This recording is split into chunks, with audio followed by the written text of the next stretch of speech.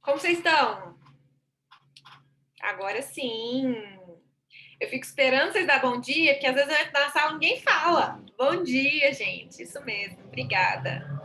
Pessoal, mais uma aulinha nessa semana. Olha só, deixa eu fazer um comentário. Nesta semana temos um feriado na sexta-feira. Então essa é a nossa única aula da semana. O único dia em que a gente vai se ver, né?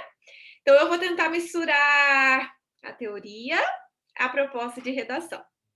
Na semana passada, eu sei que vocês escreveram os parágrafos de introdução e esses parágrafos começaram a ser entregues hoje, data de envio da redação, né? Então, o que nós teremos especificamente na aula de hoje é a discussão de uma redação inteira. Isso significa que nós não vamos mais fazer os parágrafos especificamente, porque essa foi uma proposta da semana passada. Então, a partir de agora, a gente analisará o texto integralmente, retornaremos àquela estrutura que estabelecemos nos últimos dias, certo? Eu vou começar a compartilhar minha tela com a continuação da teoria de sexta-feira e, finalizando, eu começo a discussão temática com vocês. Rodinei, bom dia! Olá, Maria, tudo bem? Tudo jóia, e com você? Coisa boa, tudo bem também, graças a Deus. Galera, vou interromper a aula da Maria um pouquinho para dar um recado importante para vocês, importante para a Maria também. Como vocês sabem, nós tínhamos em vigor um decreto até o domingo, dizendo que as escolas não poderiam oferecer aula no regime presencial, como a gente estava fazendo anteriormente. Aí nós tivemos que suspender essas aulas, e essa suspensão seria até esse domingo. A gente deveria voltar hoje. Só que a prefeitura resolveu estender esse decreto até o dia 30, ou seja, até terça-feira. Então, na verdade, nós podemos voltar para o sistema presencial híbrido, aquele formato que a gente estava usando antes do decreto, a partir da quarta-feira. Só que, como quinta e sexta-feira é feriado, o que nós vamos fazer? Nós vamos permanecer até quarta-feira no mesmo formato de aulas não presenciais, seguindo esse horário que a gente está usando, usou nessa semana e usou também na semana anterior. E na segunda-feira, dia 5, aí nós retornaremos para as aulas presenciais e poderá vir para o presencial todos aqueles que responderam o formulário que nós enviamos na quinta-feira, tá certo? Então, os que responderam o formulário poderão vir para a aula presencial a partir do dia 5, segunda-feira. Hoje, amanhã e depois, a gente permanece no formato não presencial com as aulas online. Quinta e sexta é feriado e na segunda, quem respondeu o formulário poderá frequentar as aulas presenciais aqui no TEL. E com uma novidade, além das aulas presenciais no período da manhã, a partir da segunda-feira, dia 5, as aulas da tarde, do período vespertino, também passarão a ser híbridas, ou seja, para quem preencheu o formulário, vai poder assistir a aula presencialmente também no período vespertino. E a partir da terça-feira, dia 6, vocês poderão voltar a estudar no colégio até às 7 da noite. Tá ok? Então, vou recapitular, porque tem muita informação. Quem respondeu o formulário até quinta-feira, como a gente tinha combinado, optando pelas aulas presenciais, vai continuar nas aulas online até quarta-feira, quinta e sexta é feriado, e na segunda-feira vocês poderão vir, então, para as aulas presenciais, tanto no período da manhã quanto no período da tarde. As aulas serão presenciais para aqueles que responderam o formulário dizendo que viria para o presencial. E a partir da terça-feira, também para os que falaram que viriam no sistema presencial, e só para esses, vocês poderão estudar até às 7 da noite aqui no colégio, de terça a sexta-feira. Os demais alunos que responderam que ficariam no online, continuam assistindo às atividades online, tendo plantão online, né? Funcionando tudo normalmente no formato online, sem nenhuma alteração. Então, tá claro isso para vocês, gente? Então, a gente continua online essa semana e retoma para o presencial, para aqueles que responderam o formulário, a partir da próxima segunda-feira, tanto de manhã quanto à tarde. É a terceira vez que eu falo isso, então acho que todo mundo entendeu, não é? Tem alguma dúvida?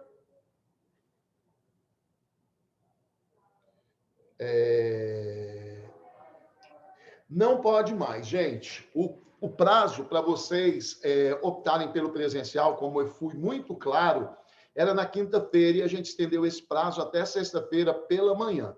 Exceto aqueles que falaram comigo na sexta-feira, que eu ainda autorizei, agora não dá para mudar mais. Quem optou pelo online vai ter que permanecer no online na próxima semana, tá? Aí na outra semana, aí sim, a gente manda um formulário na quinta-feira da semana seguinte e quem quiser vir para o online, para o presencial, poderá vir. Mas depois, agora não. Depois, quem não respondeu o formulário na quinta ou na sexta-feira e nem falou comigo na sexta-feira, agora não tem como, porque a gente já preparou a escola só para receber a quantidade de alunos que tinham optado pelo presencial. Então, vou repetir.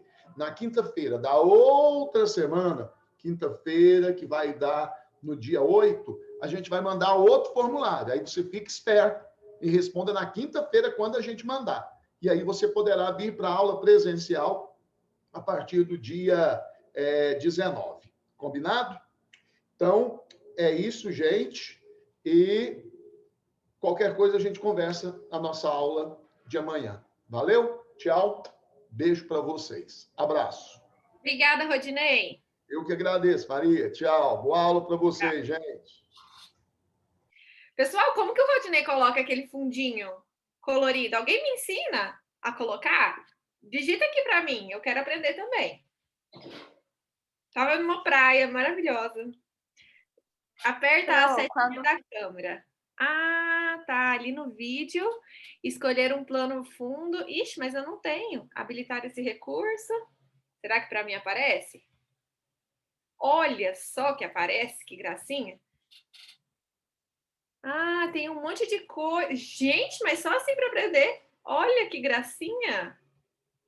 Tem um monte. Ah, gente, meu dispositivo requer uma tela verde. Como que eu tiro esse filtro agora? Jesus! Não dá mais para voltar, né?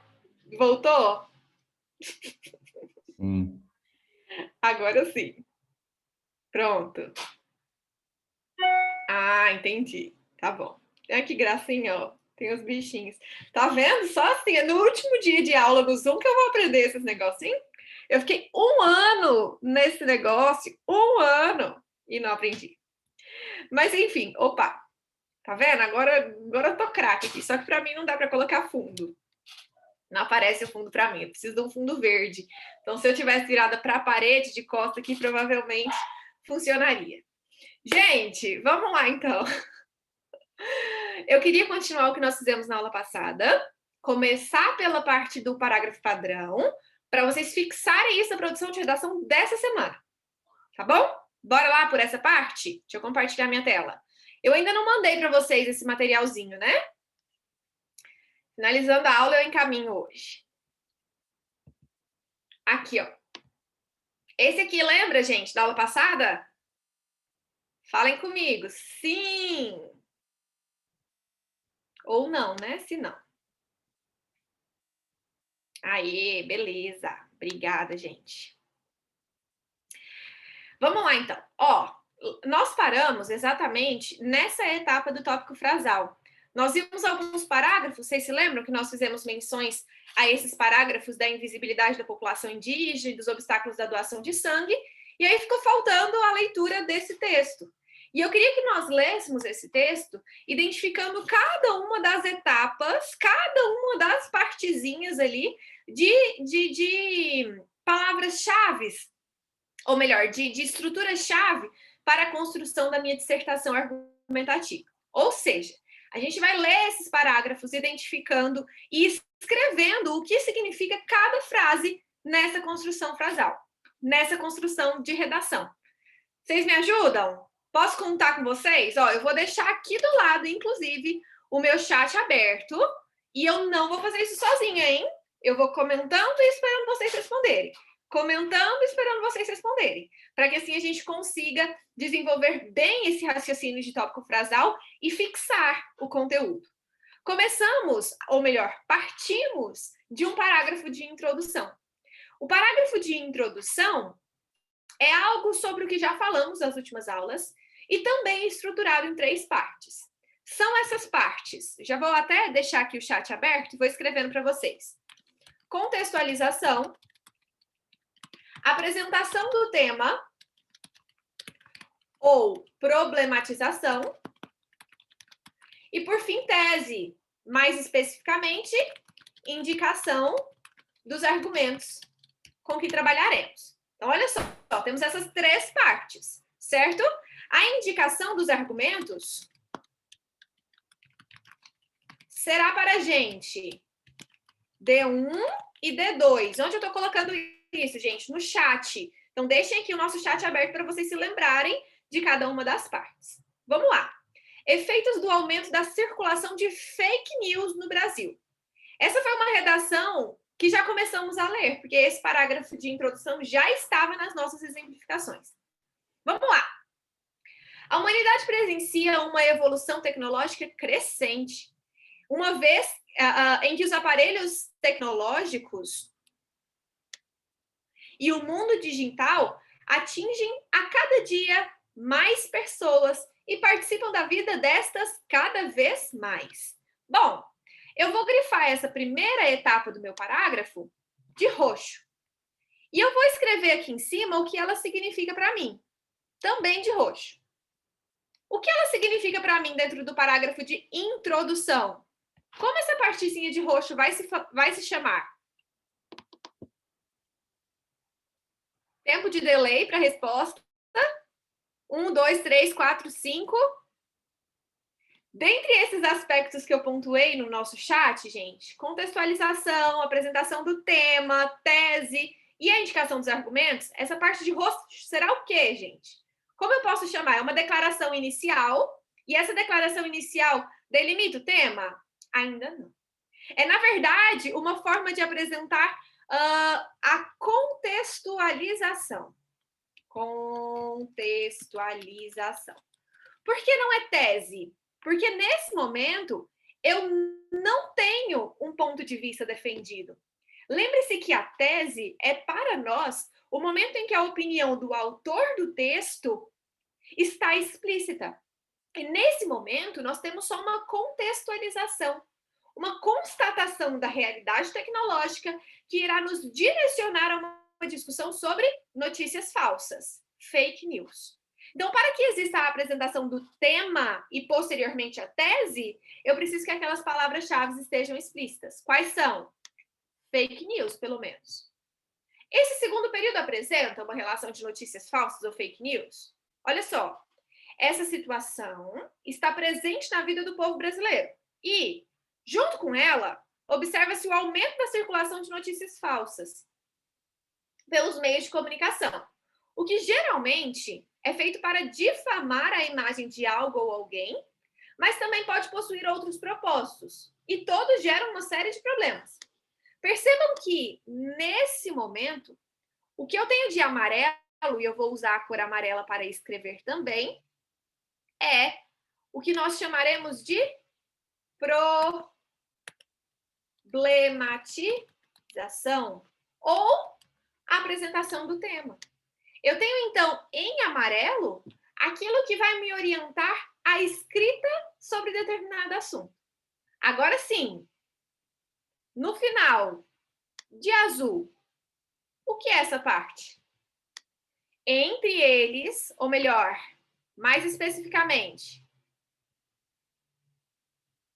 entre esses problemas, né, a referência explícita aos problemas anteriormente apresentados, pode-se citar 1, a diminuição da credibilidade das notícias. 2, o prejuízo às vítimas de fake news. Pessoal, a Isadora e o Matheus colocaram aqui que essa parte é tese. Agora sim eu tenho a tese, porque eu tenho a indicação de 2 argumentos. E eu pergunto a vocês, quais são esses argumentos? Eu vou colocar D1 para aquilo que é referente ao primeiro parágrafo e D2 para o que é referente ao segundo parágrafo. Entre eles, pode citar 1, a diminuição da credibilidade de notícias. 2, o prejuízo às vítimas de fake news. Pronto, gente. Eu tenho aqui um parágrafo organizado em contextualização, problematização e indicação dos meus argumentos. Em alguns lugares, vocês verão alguns professores falar que a tese é, na verdade, a constituição desses 2 períodos. Esses aqui, ó. Isso aqui será para a gente a tese. E pode ser. Aí esse finalzinho é o que a gente chama de indicação dos argumentos. Por que algumas pessoas defendem isso, apesar de não ser uma unanimidade? Porque quando o autor desse texto fala, observa-se o aumento da circulação de fake news, o que geralmente é feito para difamar alguém e gera problemas, ele tem opinião. Então, de fato, eu preciso considerar, eu vou colocar isso em preto, que há, no que está grafado de amarelo e de azul, a opinião do autor na escrita textual. Essa opinião é clara, essa opinião está apontada. Então, pode ser que exista um princípio de tese também na etapa em amarelo. Chamaremos o último período, portanto, de indicação dos argumentos dentro do texto. Bom, já sei o que virá no D1 e já sei o que virá no D2. Daí agora eu parto para outra estrutura. Vou escrever no chat de novo para vocês me ajudarem. Primeiro, tópico frasal, que é exposição da ideia principal do D1 ou do D2. Então, esse é o meu tópico frasal. Depois do tópico frasal, frases de desenvolvimento. Explicação e comprovação do argumento. E, por fim, frases de conclusão. Correspondem à análise do que foi defendido. Ponto final. Por que eu estou colocando aqui no chat? Para que vocês consigam anotar, hein? Relembrar o que nós fizemos em sala de aula. Nós não temos quadro nesse momento, mas nós temos uma forma de comunicação via chat aqui. Então, fiquem de olho no chat. Deixem o chat aberto enquanto a gente dá uma olhadinha no nosso texto. Bora, então, para o desenvolvimento? Alguém gostaria de ler? Alguém quer participar lendo ou eu posso continuar? Vou dar o tempo de responderem. Não, é uma turma muito silenciosa. Né? Pode continuar. Então tá, vou continuar. Estamos tímidos, né? Em primeiro momento, é importante apontar como um grave empecilho a falta de confiança que os cidadãos passam a depositar sobre as informações que chegam até eles. Pessoal, isso que eu estou grifando de... Aliás, eu vou grifar de azul. Isso que eu estou grifando de azul, será para mim, nesse momento, a retomada do argumento 1. Ou melhor, retomada da tese e argumento 1. Então, é assim que eu vou chamar. É a retomada da minha tese e é o argumento 1. Por quê? Retomada da tese porque faz referência ao que antes tinha sido apresentado na introdução. Então, isso também está presente aqui com essa funcionalidade. Argumento 1, porque indica o que será desenvolvido no parágrafo. Então, há uma continuidade, um raciocínio esperada diante dessa frase que nós grifamos. Vamos ver como esse raciocínio é continuado? Agora sim eu vou colocar de verde. Nós já usamos o verde? Ainda não. Olha lá. Tendo em vista essa situação, pode-se afirmar que, devido à presença cada vez maior das notícias enganosas no cenário de comunicação, que atualmente é veloz e instantâneo, os cidadãos e leitores ficam desacreditados em meio às informações, pois ficam em dúvida se elas se tratam de uma verdade ou de uma mentira, atrapalhando a aquisição de conhecimento e formação de opinião. Tem uma explicação aqui? Tem. Então, eu posso considerar que esse desenvolvimento se dá por explicação. Ou seja, o aluno, com o seu próprio conhecimento de mundo, a sua própria visão dessa realidade, debruçou-se sobre a explicação do fato de que há falta de confiança destinada a muitas notícias. Por quê? Porque os cidadãos na internet ficam desacreditados se determinada notícia é verdade ou mentira, o que atrapalha a aquisição de conhecimento. Daí traz-se a comprovação disso.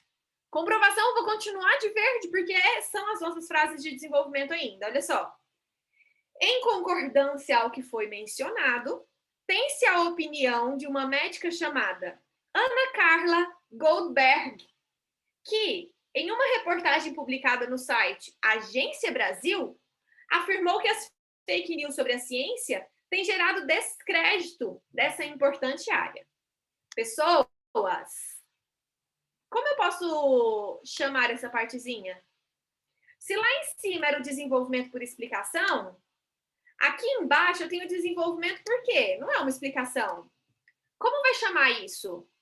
Perceba que o aluno expôs falta de credibilidade, explicou a falta de credibilidade e, por fim, trouxe uma informação a mais que vai dar sustentação. Como eu chamo essa partezinha do desenvolvimento? Essa parte que se inicia em concordância ao que foi mencionado e termina em dessa importante área. Qual é a função dessa frase? Por que ela está ali? Por que o autor desse texto colocou essa frase pontualmente dentro do parágrafo? Qual é a razão para isso? Alguém? Perfeito, Manu. Comprovação. Aqui o que eu tenho é prova. Se lá em cima eu tinha a explicação, só a explicação não foi suficiente. Trouxe-se a voz de autoridade de alguém que registrou esse tipo de informação. E alguém especialista, médica. Nesse caso, ela tem uma opinião constatada em um site confiável, Agência Brasil, nesse caso. Portanto, é um recurso de comprovação. É isso mesmo. Eu exponho meu ponto de vista, eu explico o meu ponto de vista e eu comprovo esse raciocínio. Falta uma parte. E essa partezinha eu vou grifar de rosa. Alguém sabe me dizer o que é essa partezinha de rosa? Essa é fácil, hein? Como eu vou chamar essa última parte? Frase de conclusão. Perfeito. E qual é a função dessa frase de conclusão? Vamos ler? Isso mostra o modo como a falsidade, ou seja, as fake news, afeta a relação dos indivíduos com os setores considerados essenciais. Bom, a Natália comentou aqui que é um resumo. Natália, é um resumo? É uma reafirmação do que se propôs a desenvolver. Mas mais do que um resumo, vocês acreditam que essa última parte, que é o que a gente coloca em rosa, é para nós uma análise? Uma percepção individual? Um juízo de valor? Então, eu vou chamar essa conclusão de análise. Pode ser que essa análise, gente, aqui, ó, análise, seja só um resumo, como foi aqui. A Natália viu que foi só um resumo, mas pode ser que seja uma consequência. Pode ser que seja a visualização de efeitos problemáticos a determinada área social. E tudo bem, contanto... Eita!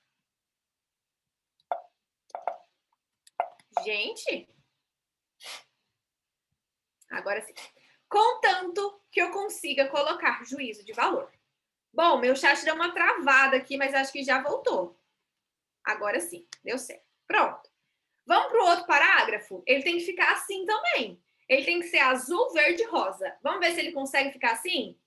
Com relação à segunda problemática, é possível afirmar que as notícias falsas, muitas vezes, tratam sobre alguma pessoa e podem resultar em sérias consequências para a vítima. Pessoal, vamos voltar lá na introdução. Entre elas, pode citar a diminuição da credibilidade das notícias. Isso foi falado no D1, perante a sociedade.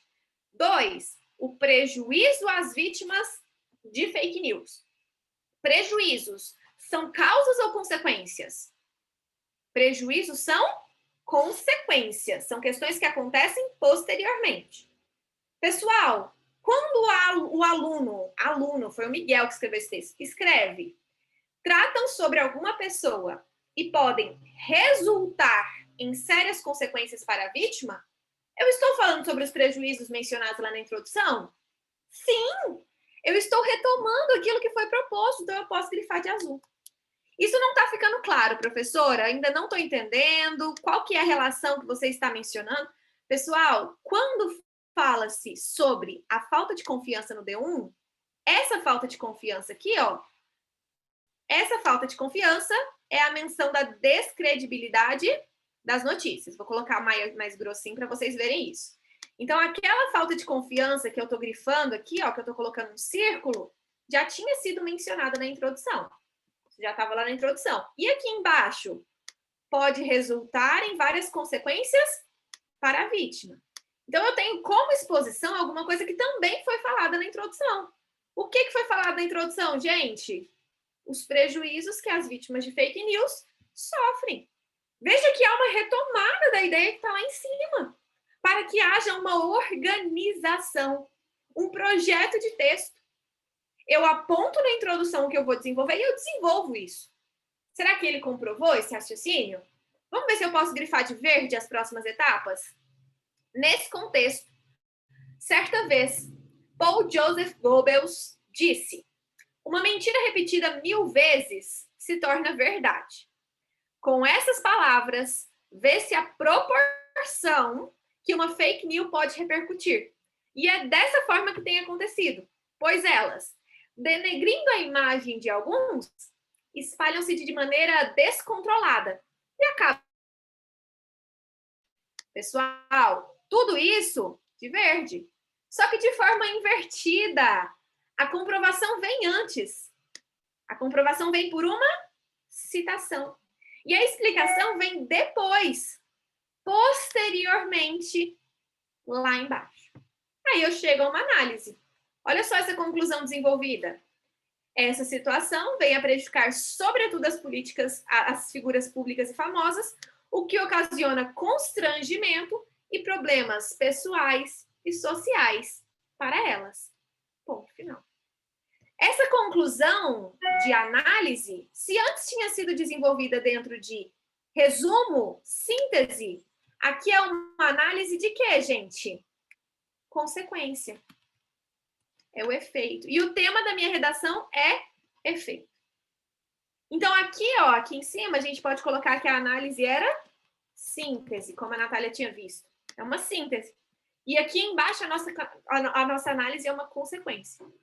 Mas vocês conseguem ver que o parágrafo pode ser pintado igualmente? Azul, verde e rosa. Vocês precisam escrever a redação pensando como o corretor vai identificar cada um desses elementos. O seu corretor de redação tem dentro dele um marca-texto mental, porque ele vai visualizar dentro dos seus parágrafos a função de cada período. Eu não posso aleatoriamente escrever o meu texto. Eu me planejo desde a tese e desenvolvo informações que comprovem a minha tese e são apresentadas de forma organizada. Bom, depois disso, a gente parte para uma etapa que ainda não vimos, que é a proposta de intervenção. Olha como o aluno retoma isso na conclusão. Portanto, a fim de que os cidadãos passem a depositar uma maior confiança nas informações, gente, maior confiança na informação, ele já tinha desenvolvido argumentos sobre isso, é preciso que a quantidade de fake news seja reduzida. Então, ele retoma a tese. E, posteriormente, apresenta propostas de intervenção. Agora, eu vou usar o riscadinho para que vocês vejam esses elementos na proposta de intervenção pela primeira vez. Para isso, é necessário que os próprios meios de comunicação, então, o que eu estou colocando de rosa aqui, será para um agente de intervenção. Ou seja, agente que é quem vai atuar. Tá. Isso que eu coloquei de rosa é, portanto, quem vai atuar na resolução do meu conflito. Então, é o agente da minha intervenção. Continuo. ensinem aos seus usuários como reconhecerem uma notícia verdadeira ou falsa. Então, isso aqui, ó, gente, que eu tô colocando circuladinho, ensinem os seus usuários, tal, será agora a minha ação. Ou seja, o que será feito para resolver esse problema? Ação é igual a o que será feito. Ponto final. Então, eu coloco de azul para a gente ver isso. Deixa eu diminuir o tamanho dessa letra, vai ficar mais claro. Então, tá. Aqui eu tenho a minha ação, que é o que será feito. E aqui eu tenho o meu agente. Deixa eu diminuir também, porque tá tudo embaralhado, né? Perfeito. Vamos continuar? Além de instruí-los a acompanhar somente aquilo que tem certeza, então eu tenho ali um detalhamento dessa ação. Cadê? Vou colocar de vermelho. Instruí-los a compartilhar alguma coisa. Isso aqui eu vou chamar de detalhamento.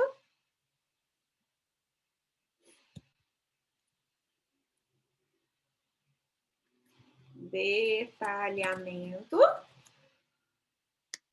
Depois, o meio, promovendo esses costumes por meio de avisos que podem ser fixados em várias plataformas.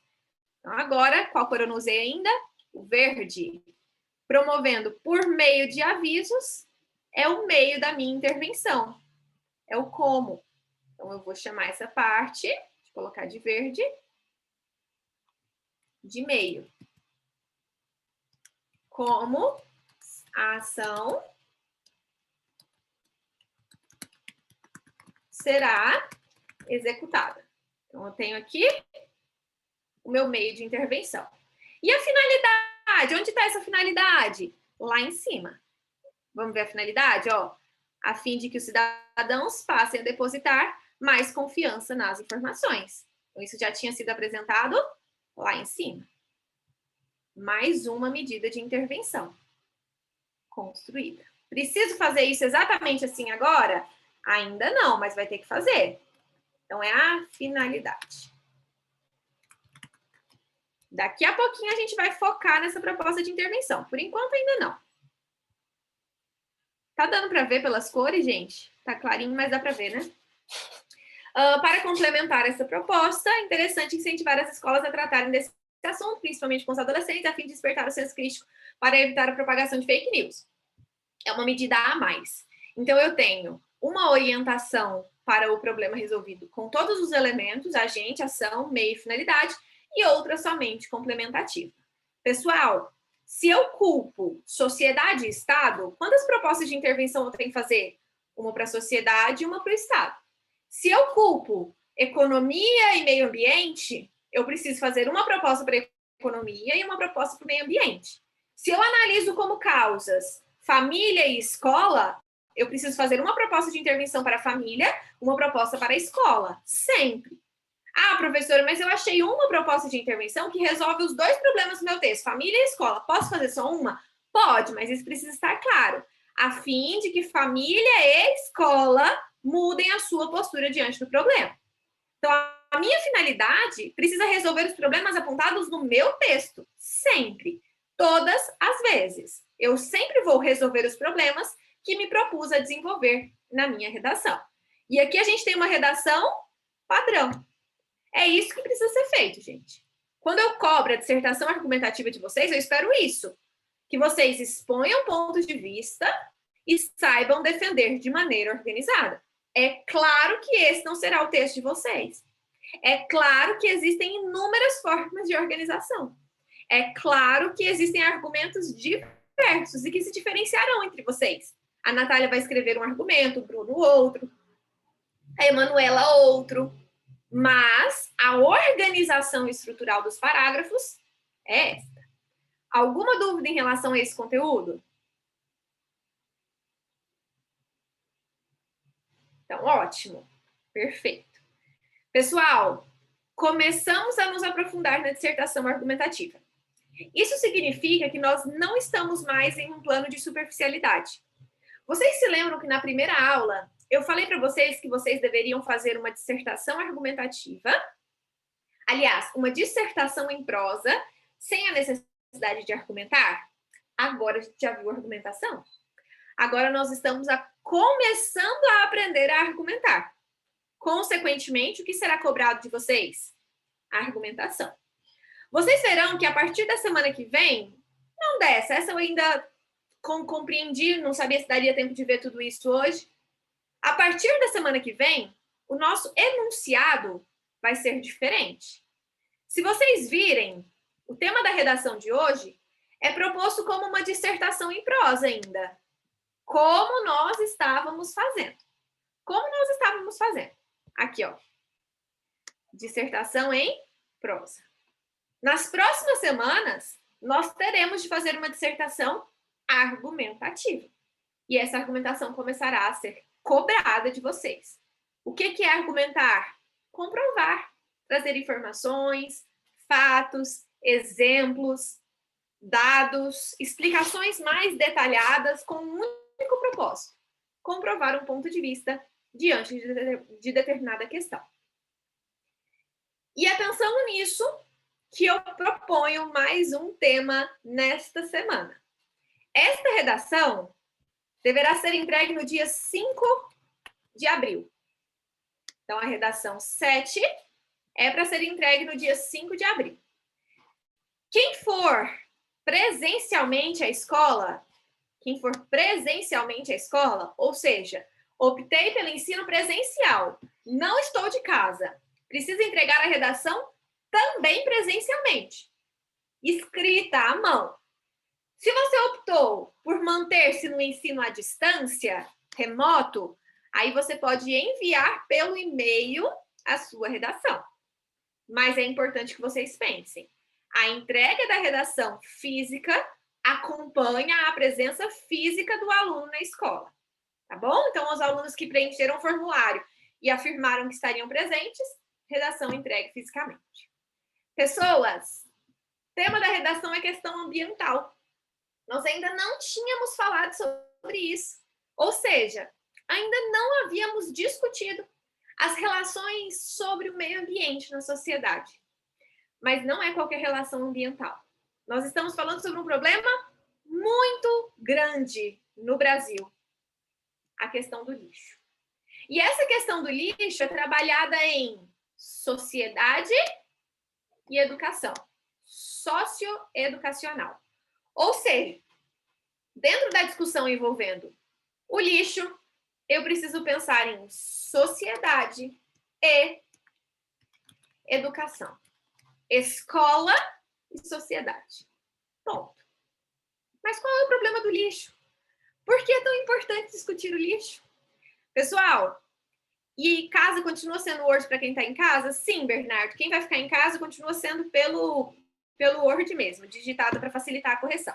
Gente, as devolutivas estão ainda atrasadas, né? Vocês receberam essa semana algum texto? Alguém recebeu correção essa semana? Não, né? Tá, vou providenciar isso também para a gente não ter prejuízos, tá bom? Bom, vamos voltar então à nossa discussão ambiental.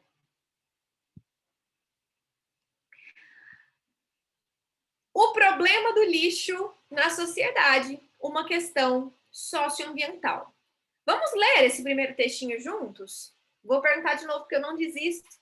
Alguém se dispõe a ler esse primeiro texto para mim?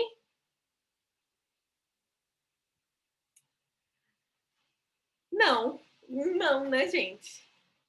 Uma turma muito silenciosa. Vou ler, então. Posso ler, Ana Clara? Que gracinha, obrigada. Pode ler, Ana Clara? Só o primeiro texto.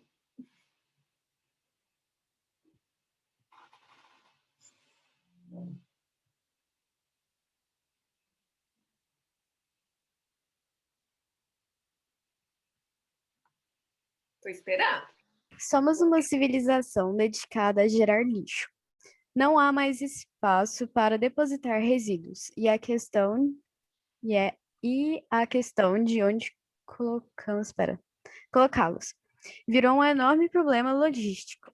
Segundo o relatório da Associação Brasileira de Empresas de Limpeza Pública e Resíduos Especiais, não sei o que aqui, a medida de lixo domiciliar de cada brasileiro de cerca de 1 quilo é semelhante à de um europeu. Porém, nossas classes influentes geram muito lixo, enquanto as classes humildes geram pouquíssimo. É assim que se chega a uma média europeia. Algo está profundamente errado nisso, relacionado ao processo socioeconômico de geração de lixo e agravado pela falta de política pública no setor.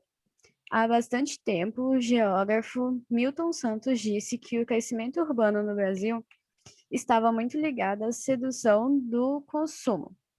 Segundo ele, a percepção do consumo atrai as pessoas, induzindo-as, por exemplo, a trocar uma casa bem montada por um automóvel,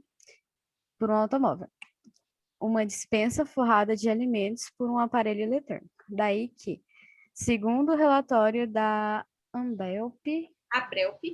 Abelp, em um ano a população cresceu 1%, mas a produção de lixo cresceu 6%. De modo geral, a geração de lixo também está crescendo por causa das altas expectativas de consumo. Obrigada, Ana. Gente, temos a causa. Primeira causa a ser apontada: excesso e inconsciência de consumo. Veja só, a média de lixo domiciliar de cada brasileiro, que é cerca de 1 quilo, é semelhante à de um europeu. Até aqui tudo bem. Mas uma discussão interessante é que as classes mais influentes geram muito lixo, enquanto as classes humildes, pouquíssimos. Milton Santos, que é um geógrafo brasileiro, justifica isso, uma vez que essa geração de lixo está ligada ao consumo. Ou seja, quanto mais se tem, mais se consome e mais lixo, consequentemente, é gerado. Veja que no Brasil, em um ano, a população cresceu 1%, mas a produção de lixo cresceu 6%. Isso nos leva a acreditar que o consumo é crescente. E porque o consumo é crescente, o lixo é gerado. Ponto final. Mais lixo é gerado, né? Mais lixo é gerado. Eita! Então, eu tenho, nesse contexto, uma das causas apresentadas. Pessoal, em um dos textos que nós podemos ler, deixa eu ver onde que está isso. Texto 3, eu queria fazer destaque a um pedacinho, esse segundo parágrafo. Vocês sabem o que são aqueles canudos plásticos? Hoje em dia existe uma discussão para diminuir o consumo de plástico, né? No mundo todo, pelos efeitos negativos disso, ao meio ambiente, aos oceanos, né, de forma geral. Hoje em dia é, de alguma forma, proibido em umas cidades utilizar canudos plásticos, como nos litorais.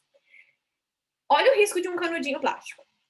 Se utilizarmos de exemplo canudos de 6 milímetros de diâmetro, o volume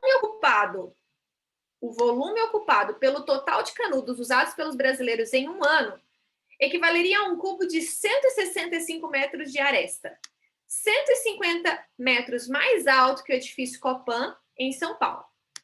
Olha isso. Se empilharmos os canudos consumidos pelos brasileiros em um ano, em um muro, se a gente fizer um muro de 2,10 de altura, só de canudo, de altura, como se fosse um muro qualquer, de 2,10 de altura, esse muro poderia dar uma volta completa na Terra, em uma linha de mais de 45 mil quilômetros de largura. Pessoal, a quantidade de canudos que no ano de 2018 foi consumida foi suficiente para darmos a volta no planeta Terra numa coluna de 2,10 metros de altura. Só de canudos plásticos. Qual é o problema da sociedade atual? De um lado, o hiperconsumo. De outro, o consumo de substâncias que muitas vezes são prejudiciais ao meio ambiente, como os canudos plásticos. E de outro lado, nós temos outra discussão. Algum de vocês já ouviu falar em obsolescência programada? Essa palavrinha aqui, o que é obsolescência programada? Já ouviram falar nisso? Natália já, Isadora já, Bruno também. Gente, o que é obsolescência? Sabe quando você compra um aparelho de celular? Você compra um aparelho de celular do momento, hoje. E aí, você fala, olha, esse celular vai durar a vida inteira. Mas não. Passa um ano, passam 2 anos, passam 3 anos, o celular já não funciona tão bem assim. Lançam-se novos sistemas, lançam-se novos modelos e eu tenho um interesse por comprar novos.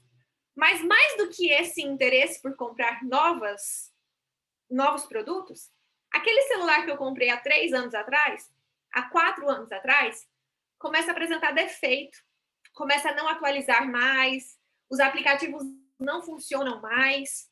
Por quê? Porque existe um tempo programado para ele existir. É como se um celular estivesse programado para viver 5 anos. Depois de 5 anos, ele começa a falhar. Por exemplo, né, um exemplo completamente aleatório. A obsolescência programada justifica o fato de que as coisas hoje não são feitas para durar. Os elementos eletrônicos são muito mais palpáveis dentro da obsolescência programada. Mas a gente consegue ver também como os objetos são cada vez mais frágeis, como o plástico está presente na nossa vida, como as coisas não têm mais qualidade. Antigamente a gente pegava algo que era de vidro, agora é de plástico. Antigamente a gente pegava algo que era pesado, agora é leve, sem qualidade. Ou seja, as coisas são feitas para não durar. Acumular, acumular, acumular e descartar. Simplesmente. Mas descartar onde? Quais são os efeitos desse descarte? Meio ambiente, lixões a céu aberto, que não são aterros sanitários bem estruturados, gastos excessivos com novos equipamentos, novos aparelhos, mais sofisticados. Então, nós estamos diante de uma problemática muito ampla. Quando falamos em lixo, falamos, portanto, de um consumo exagerado, falamos da ausência de consciência de reciclagem, consciência de descarte, consciência de consumo. Nós falamos sobre uma indústria que está focada num plano de obsolescência programada. Nós estamos falando, gente, de efeitos maléficos, sobretudo as relações ambientais. E aí, para onde vai todo esse lixo? Os lixões no Brasil são majoritariamente a céu aberto, ainda que isso seja proibido. Ainda que deva haver uma legislação que cobre das autoridades governamentais aterros sanitários bem estruturados. Mas essa não é a realidade em que nós estamos inseridos. De quem é a culpa? Quem é o responsável por isso? Sociedade?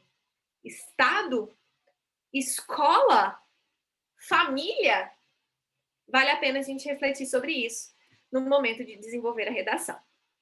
Meninos e meninas, eu estarei nos plantões nessa semana, na terça, na quarta, e posso ajudá-los, se for preciso, a construir um projeto de texto nesse sentido. Eu fico por aqui, nosso tempo de aula se encerrou, e nós nos vemos na semana que vem. Parte presencialmente, parte ainda de maneira remota, tá bom? Um grande beijo para vocês, boa semana, bom feriado de Páscoa, cuidem de vocês e da família sempre. E até lá! Beijos!